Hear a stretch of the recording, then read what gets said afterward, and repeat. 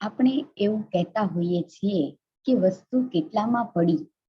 Company જ્યારે કોઈ વસ્તુનું ઉત્પાદન કરે છે ત્યારે એ વસ્તુ કંપનીને કેટલામાં તૈયાર થાય છે તેની કિંમત કેટલી, તો જે કિંમતમાં કંપનીને વસ્તુ તૈયાર થાય તે તેની પડતર કિંમત કહેવાય. અને એટલે જ એ પડતર કિંમતના આધારે જ કંપની પોતાની વેચાણ કિંમત અને નફો છે એ નક્કી કરતી હોય છે. અને એટલે જ કંપની માટે પડતરના હિસાબો તૈયાર કરવા એ અગત્યના બની રહે છે. અને આજના આધુનિક યુગની અંદર જ્યાં મોટા પાયા ઉપર ઉત્પાદન પ્રક્રિયા શરૂ હોય ત્યાં વસ્તુની પડતર કિંમત ઘટાડી અને નફો વધારવાનો અભિગમ જોવા મળ્યો છે, ત્યારે પડતર હિસાબી પદ્ધતિ એ એક આગવું સ્થાન પ્રાપ્ત કર્યું છે. તો આજની આધુનિક શાખા તરીકે એવું આપણે કહી શકાય કે આજની આધુનિક શાખા તરીકે વાણિજ્યના અભ્યાસી છીએ, એટલે કે આપણે કોમર્સના વિદ્યાર્થીને આ પડતરના હિસાબોનો અભ્યાસ અનિવાર્ય બન્યો છે. તાજેતરના જે આપણે ચેન્જીસ જોઈએ, નાણાકીય કામગીરી જે છે, આપણી હિસાબો લખવાની ક્રાંતિકારી ફેરફારો જે જોવા મળ્યા છે નામા પદ્ધતિની અંદર, તો એમાં સંચાલકીય હિસાબી પદ્ધતિ અને નામાની અંદર બીજી એક પદ્ધતિ છે પડતર હિસાબી પદ્ધતિ. આ બંનેનો વિકાસ થયેલો જોવા મળે છે. આધુનિક એકમનું કદ ઘણું મોટું છે અને એટલે જ એનું સંચાલન કરવું પણ અઘરું છે. અને ધંધાના માલિકોએ ધંધાની અંદર ઘણા બધા નિર્ણયો લેવાના હોય છે, જેવા કે કોઈ પણ વસ્તુ છે એ વસ્તુની ઉત્પાદન આપણે કરીએ છીએ ત્યારે તેની પડતર કેટલી થઈ, એની વેચાણ કિંમત કેટલી રાખવી, વસ્તુની કિંમત છે એની પડતર કિંમત કેવી રીતે ઘટાડવી. આવા બધા જ નિર્ણયોની અંદર પડતરના જે હિસાબો છે એ ખૂબ ઉપયોગી નીવડે છે. અને એટલે જ એમ કહી શકાય કે આધુનિક શાખા તરીકે પડતર હિસાબી પદ્ધતિ એ વિકસતી જતી જોવા મળે છે. અને જે વસ્તુ કે માલનું કંપની ઉત્પાદન કરે છે તેની પડતર એ શું આવી એ નક્કી કરવામાં જ્યારે નાણાકીય હિસાબો છે એ માત્ર નાણાકીય લેવડ દેવડો જ તે નોંધ કરે છે અને નફા નુકસાન ખાતું બનાવે છે, તો નાણાકીય હિસાબોના આધારે તો નફા નુકસાન ખાતું ને પાકું સરવૈયું બનશે. અને એવી જ આ નાણાકીય હિસાબોની એક મર્યાદા છે જેને પડતર હિસાબી પદ્ધતિ છે એ દૂર કરે છે. એટલે આપણે એવું કહી શકાય કે નાણાકીય હિસાબોની મર્યાદાને પડતર હિસાબી પદ્ધતિ છે દૂર કરતી હોવાથી એ નાણાકીય હિસાબોની મર્યાદામાંથી અસ્તિત્વમાં આવી છે એવી પડતર હિસાબી પદ્ધતિ છે. તો વસ્તુની પડતર કેટલી રાખવી, વસ્તુનું ઉત્પાદન કરવું કે ઉત્પાદન બંધ કરી દેવું, વસ્તુની વેચાણ કિંમત શું રાખવી, અમુક કરાર કરવામાં આવે ત્યારે એ વસ્તુ એ કરાર કઈ કિંમતે સ્વીકારો, આવા ઘણા બધા પ્રશ્નો છે કે જેનો જવાબ આપણને નાણાકીય હિસાબો એટલે કે નફા નુકસાન ખાતું કે પાકું સરવૈયું બનાવવાથી મળતો નથી. અને એટલે જ એમ કહી શકાય કે નાણાકીય હિસાબો જે છે એની જે મર્યાદા આવે છે ત્યાંથી પડતરના હિસાબો છે એ આપણને એવા જવાબ છે એ આપી શકે છે. અને એટલે જ પડતર હિસાબી પદ્ધતિ છે એનું મહત્વ વધતું જાય છે. પડતરના હિસાબો છે એ ઘણી બધી બાબતોમાં, જેમ કે વસ્તુ છે એની પડતર, એનું વિશ્લેષણ એટલે કે પડતરનું વિશ્લેષણ કરવું, એની રજૂઆત કરવી. પડતર નક્કી કરવાનો મુખ્ય ઉદ્દેશ માત્ર ઓછામાં ઓછી પડતર હોવી જોઈએ એ નક્કી કરવાનો સહાયભૂત નીવડવાનો છે. એટલે કે પડતર ઓછી કેવી રીતે કરી શકાય એના પ્રશ્નોના હલ તરીકે પડતર હિસાબી પદ્ધતિ ઉપયોગી નીવડે છે. એ ધંધામાં થતા બગાડને અટકાવવામાં પણ મદદરૂપ થાય છે અને બિનજરૂરી ખર્ચાઓને દૂર કરવા કે ઘટાડવા માટેનું માર્ગદર્શન આપે છે. તો આમ પ્રસ્તાવનામાં જ આપણે ઘણું બધું શીખ્યા કે પડતર હિસાબી પદ્ધતિ ઘણી જ ઉપયોગી છે. તો હવે આપણે પડતર હિસાબી પદ્ધતિનો અર્થ, એની વ્યાખ્યા અને એના લક્ષણોનો અભ્યાસ કરીએ. પડતર હિસાબી પદ્ધતિનો અર્થ સામાન્ય એવો અર્થ થાય છે કે કોઈ પણ વસ્તુ કે સેવાની પડતર નક્કી કરવાની પદ્ધતિ એટલે પડતર હિસાબી પદ્ધતિ. તો આ તો સાવ ટૂંકી વ્યાખ્યા થઈ કે કોઈ પણ વસ્તુની પડતર નક્કી કરવાની પદ્ધતિ એટલે પડતર હિસાબી પદ્ધતિ. હવે જોઈએ કે પડતર હિસાબી પદ્ધતિ છે એ વસ્તુ કે સેવાનું ઉત્પાદન કરે છે જ્યારે કોઈ કંપની, તો એને લીધે કંપનીને કેટલાક ખર્ચાઓ ઉદ્ભવે છે. એટલે એવું કે છે કે એ ઉત્પાદન કરવાના પરિણામે ઉદ્ભવતા પડતરના મૂળ તત્વોની નોંધ. પડતરના મૂળ તત્વો કયા? તો એમાં આપણે લઈ શકાય માલ સામાન, મજૂરી અને અન્ય પરોક્ષ ખર્ચા. અન્ય પરોક્ષ ખર્ચા. તો આ બધા પડતરના તત્વો છે, એની નોંધ કરવાની છે. પડતર હિસાબી પદ્ધતિમાં આપણે શેની નોંધ થાય છે? તો કે જે ઉત્પાદન કરીએ એને કારણે ખર્ચા ઉદ્ભવે. હવે એ ખર્ચાઓ કયા કયા છે? તો કે એને આપણે પડતરના તત્વો તરીકે ઓળખીએ છીએ, એની નોંધ થાય. પછી વિવિધ વિભાગો વચ્ચે એ ખર્ચાને ફાળવવામાં આવે, એનો અહેવાલ તૈયાર કરવામાં આવે અને વસ્તુની કુલ પડતર નક્કી કરી એની એકમ દીઠ પડતર પણ ગણવામાં આવે છે, એટલે કે એકમો વડે ભાગાકાર કરવામાં આવે છે. અને આમ પડતરનું વિગતવાર પૃથ્થકરણ રજૂ કરવામાં આવે છે. તો આ આપણે એનો સામાન્ય અર્થ જોયો. વિવિધ વ્યાખ્યાઓમાં સરળ એક વ્યાખ્યા હજી જોઈ લઈએ કે પડતરના હિસાબો એક એવી હિસાબી પદ્ધતિ છે કે જે યોગ્ય ચોકસાઈથી, એટલે કે કોઈ પણ પ્રકારની ક્ષતિ વગર માલ કે સેવાના દરેક એકમની પહેલા કુલ પડતર શોધી કાઢવામાં આવે અને તેનું યોગ્ય પૃથ્થકરણ દર્શાવાય છે. વિવિધ વિભાગોમાં, વિવિધ તબક્કાએ, એટલે કે જો આપણે કુલ પડતર પત્રક બનાવીએ તો પહેલા પ્રાથમિક પડતરનો તબક્કો, પછી તો કે કારખાના પડતરનો તબક્કો. આમ અલગ અલગ રીતે આપણે જે પડતરને અલગ અલગ વિભાગોની અંદર ગોઠવીએ છીએ કે આ હેડિંગ નીચે આ ખર્ચ આવશે, તો આવું પડતરનું પૃથ્થકરણ કરાય છે. હવે વિદ્વાનોની વ્યાખ્યાઓને આપણે જોઈએ તો સૌથી પહેલા શ્રી બીગે વ્યાખ્યા આપી છે કે પડતર હિસાબી પદ્ધતિ એટલે પ્રમાણમાં વ્યાજબી ચોકસાઈ પૂર્વક ખર્ચનું પૃથ્થકરણ અને તેનું વર્ગીકરણ કરવાનું, કુલ પડતર તથા વિભાગવાર બંધારણ નક્કી કરવાની કાર્ય પદ્ધતિ છે.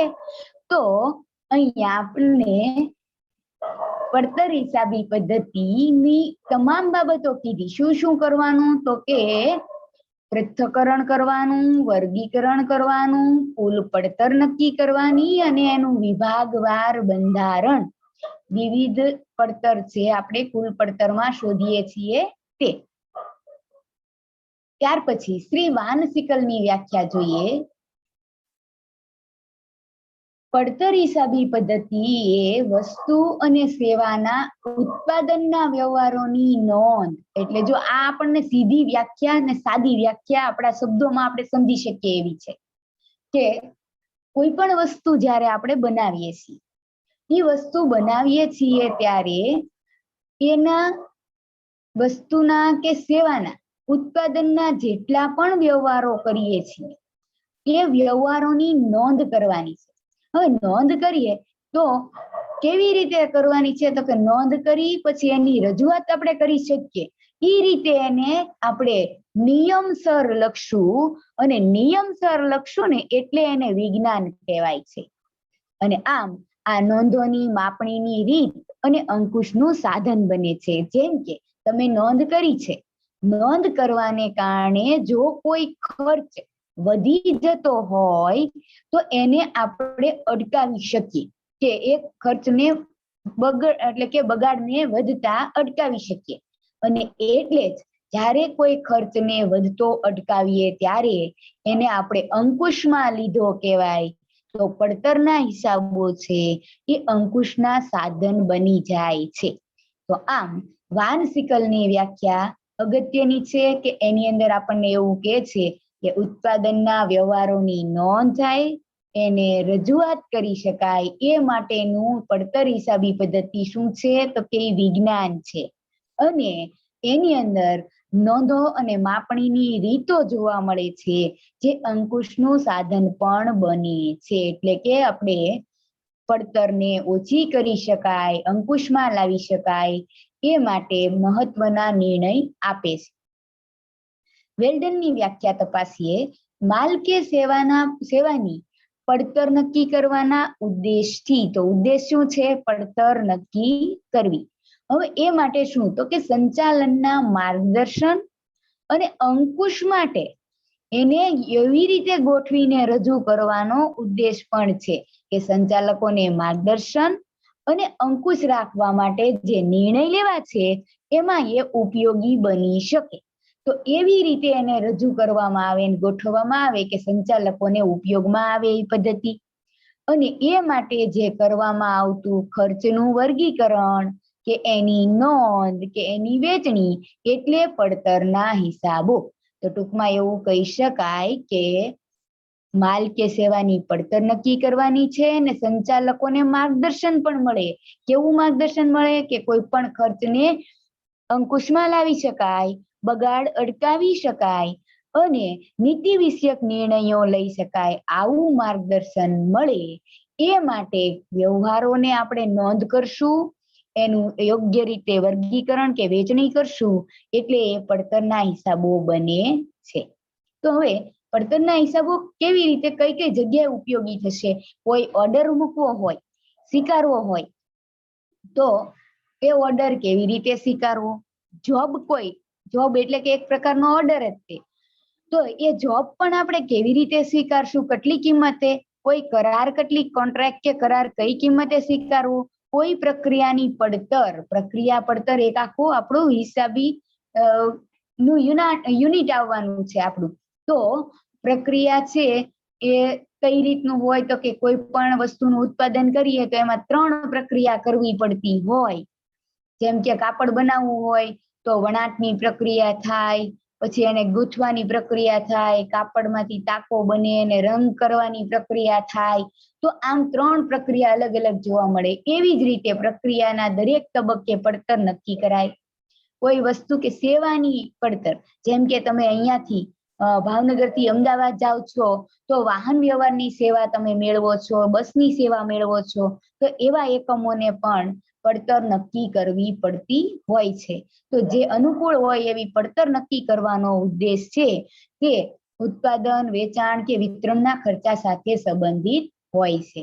તો આટલી બાબતો આપણે પડતર અંગેની જોઈ, એની વ્યાખ્યા જોઈ, એના ઉપરથી એના કેટલાક લક્ષણોને આપણે તારવીએ. તો પહેલું લક્ષણ બને છે કે વસ્તુનું પડતર હિસાબી પદ્ધતિ જ્યારે આપણે અમલમાં મૂકીએ ત્યારે માલ કે સેવાની પડતર નક્કી કરવામાં આવે છે. તો એમ કહી શકાય કે પડતરના હિસાબોનું મુખ્ય કાર્ય ક્ષેત્ર શું છે? તો કે માલ કે સેવાની પડતર નક્કી કરવી. એટલે પહેલી જ બાબત આવી ગઈ, અંડરલાઈન કરી લેજો કે માલ કે સેવાની પડતર નક્કી કરવી એ પડતર હિસાબી પદ્ધતિનું મુખ્ય લક્ષણ છે કે મહત્વનું કે પહેલું લક્ષણ જોવા મળે છે.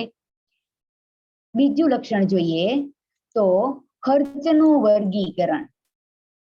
પડતર હિસાબી પદ્ધતિની અંદર ધારો કે કોઈ એક ઉત્પાદન કરતી કંપની છે, એની અંદર ઉત્પાદન અંગે 3 વિભાગો કાર્યરત છે, A, B અને C. હવે એક વસ્તુ ઉત્પાદિત કરીએ છીએ આપણે કોઈ X નામની. હવે આની પાછળ ખર્ચ થાય છે 5000. તો આ 5000 ના ખર્ચને એ વિભાગમાં 2000, બી વિભાગમાં 2000 અને સી વિભાગમાં 1000.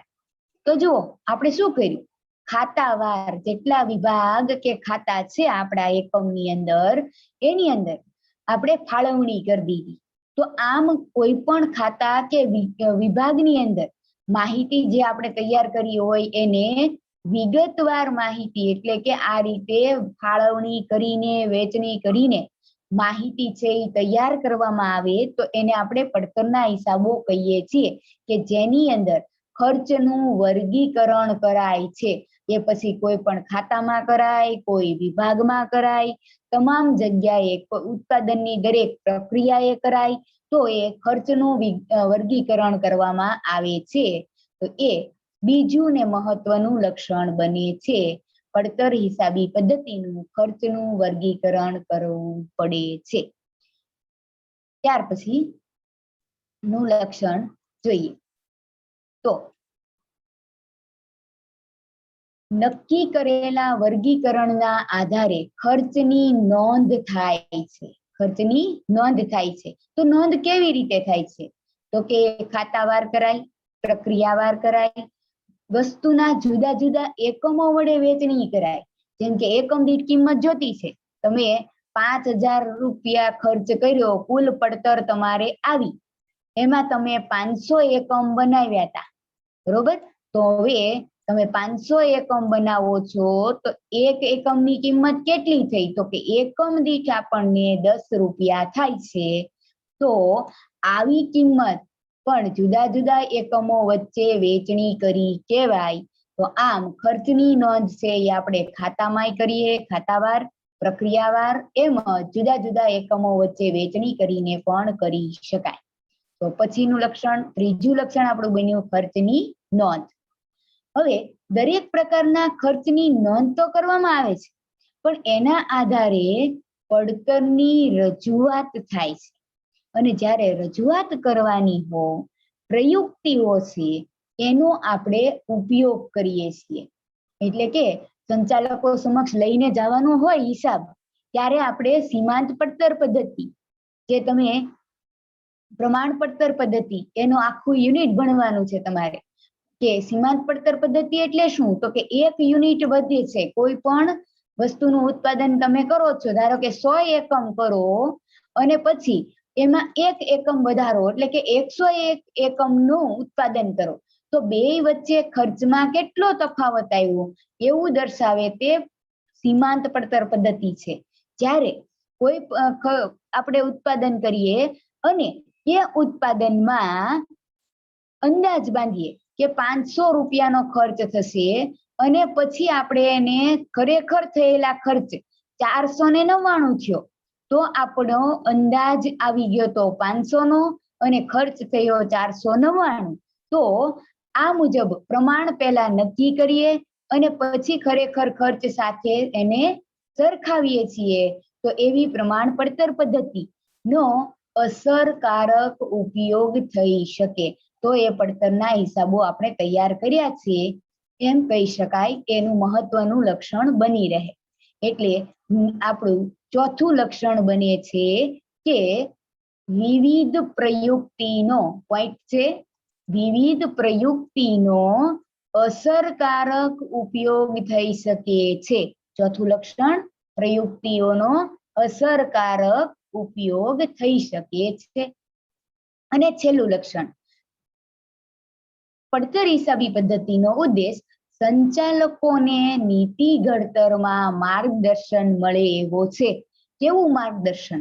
તો કે આપણે માહિતી એવી રીતે હિસાબોમાં ગોઠવી છે કે જેથી ક્યાં બગાડ થાય છે, ક્યાં કસર કરી શકાય એમ છે, વસ્તુની વેચાણ કિંમત શું નક્કી કરવી, મહત્વના આ બધા જ નિર્ણયોમાં પડતરના હિસાબો ઉપયોગી નીવડતા હોવાથી આપણે એમ કહી શકાય કે પડતરનું મહત્વનું લક્ષણ નીતિ ઘડતર માટે માર્ગદર્શન સંચાલકોને આપવાનું બને છે.